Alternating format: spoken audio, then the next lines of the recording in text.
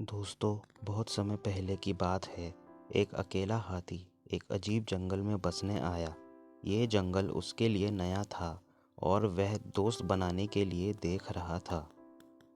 वो सबसे पहले एक बंदर से संपर्क किया और कहा, नमस्ते बंदर भैया, क्या आप मेरे दोस्त बनना चाहोगे? बंदर ने कहा, तुम मेरी तरह झूल नहीं सकते क्योंकि तुम बहुत बड़े हो, इसलिए मैं तुम्हारा दोस्त नहीं बन सकता। इसके बाद हाथी एक खरगोश के पास गया और वही सवाल पूछा। खरगोश ने कहा, तुम मेरे बिल में फिट होने के लिए बहुत बड़े हो, इसलिए मैं तुम्हारा दोस्त नहीं बन सकता। हाथी निराश हो गया और फिर वह तालाब में रहने वाले मेंढक के पास गया और वही सवाल पूछा। मेंढक ने उसे जवाब दिया, तुम मेरे जितना ऊंची कूदने के लिए बहुत भारी हो, इसलिए मैं तुम्हारा दोस्त नहीं बन सकता।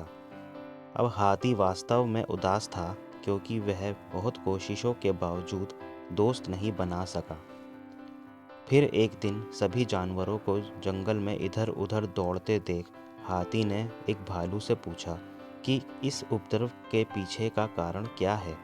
भालू ने कहा, जंगल का शेर शिकार पर निकला है, वह खुद को उससे बचाने के लिए भाग रहे हैं। ऐसे में हाथी शेर के पास गया और कहा कि कृपया इन निर्दोष लोगों को चोट ना पहुंचाओ, कृपया उन्हें अकेला छोड़ दें।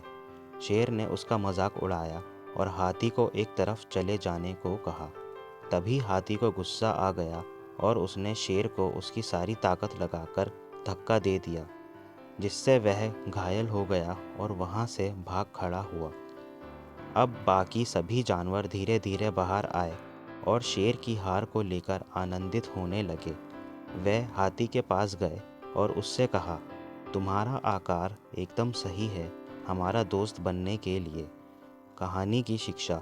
दोस्तों, इस कहानी से हमें ये शिक्षा मिलती है कि एक व्यक्ति का आकार उनके मूल्य का निर्धारण नहीं करता है। धन्यवाद।